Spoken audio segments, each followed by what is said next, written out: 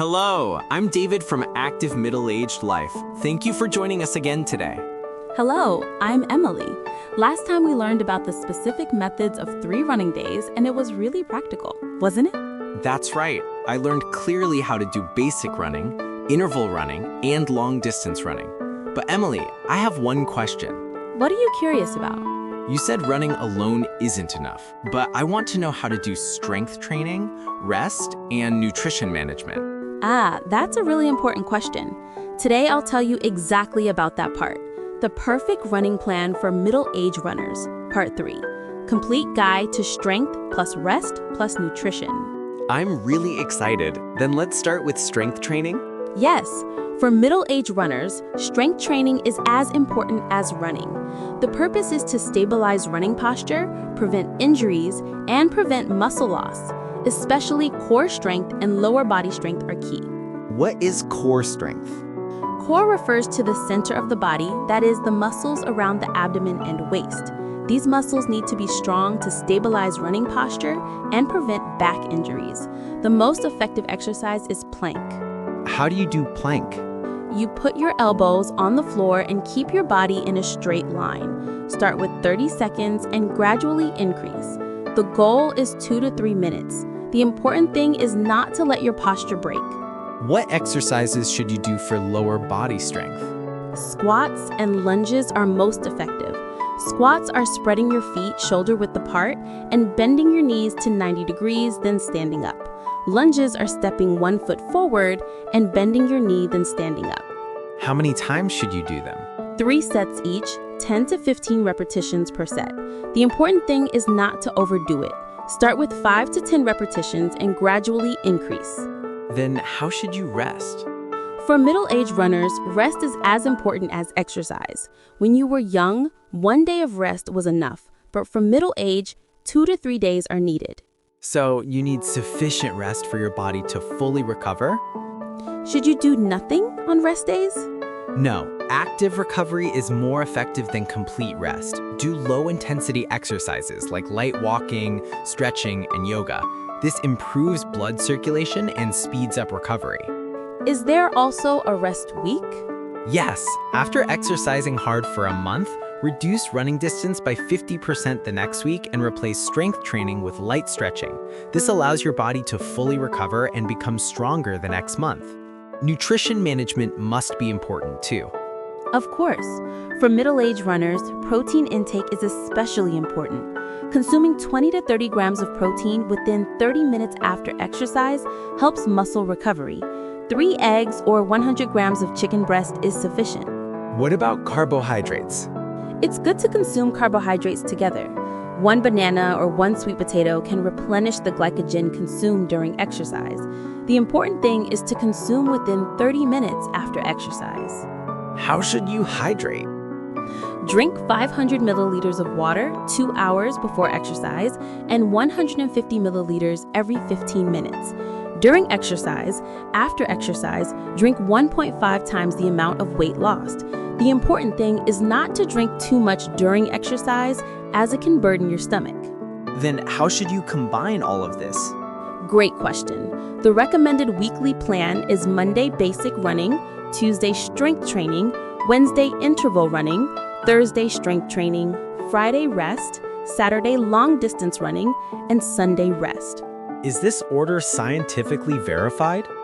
Yes. According to a 2020 American College of Sports Medicine study, this order is most effective for middle-aged runners. Alternating running and strength training maximizes each exercise's effects. Then how should you control exercise intensity? Middle-aged runners should use the RPE scale. On a scale of 1 to 10, basic running is 6 points, interval running is 7 to 8 points, long distance running is 5 to 6 points, and strength training is 7 points. What is the RPE scale? It's perceived exertion, which simply means expressing how hard it is as a score. 1 point is very easy, 10 points is maximum difficulty. For middle-aged runners, around 6 to 7 points is appropriate. Then do you need to prepare something before and after exercise? Of course. Before exercise, you must do a 10-minute warm-up. It consists of 5 minutes of light jogging and 5 minutes of dynamic stretching. After exercise, a 15-minute cool down is essential. What is dynamic stretching? It's stretching while moving. Things like knee raises, leg swings, arm circles. This makes muscles and joints move smoothly and prevents injury. It's really systematic. Then how long should you follow this plan? You need to follow it for at least 3 months to see effects. But for middle-aged runners, sustainability is most important, so you can adjust it to suit yourself. The important thing is consistency. What changes can you expect after 3 months? Great question. First, physical strength noticeably improves. You'll be less out of breath when climbing stairs and feel more energetic in daily life. Second, muscle mass increases, raising basal metabolic rate. Third, stress management ability improves. Finally, confidence grows. Is it okay if you can't follow the plan some days? Of course, it's more important to be consistent than perfect.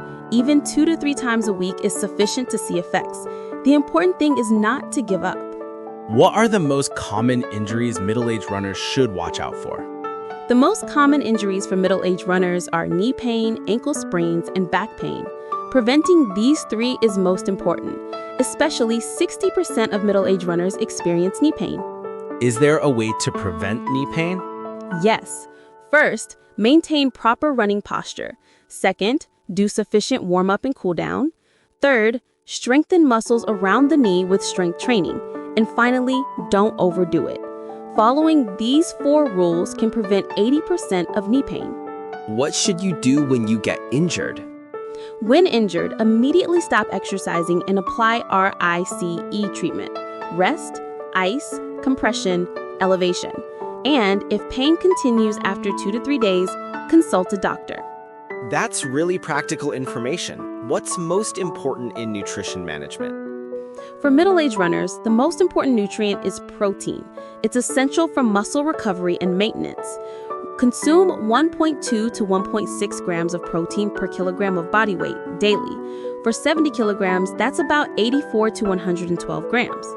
How should you consume protein? Consume animal and plant proteins in a balance. Animal proteins like chicken breast, fish, eggs, and plant proteins like beans and nuts together. And consuming within 30 minutes after exercise is most effective. What about carbohydrates? Carbohydrates are also important. Consume appropriately before and after exercise.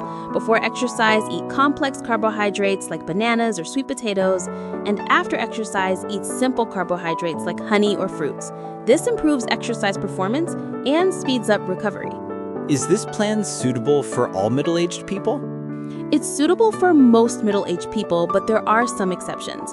People with heart disease or joint disease should consult a doctor first, and people who have never exercised should start more slowly.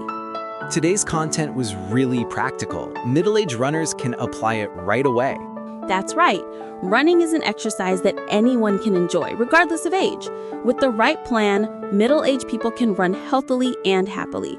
The important thing is to start. Start with small steps from today. What topic will we meet with next time? Next time, we'll learn about injury prevention and management for middle-aged runners.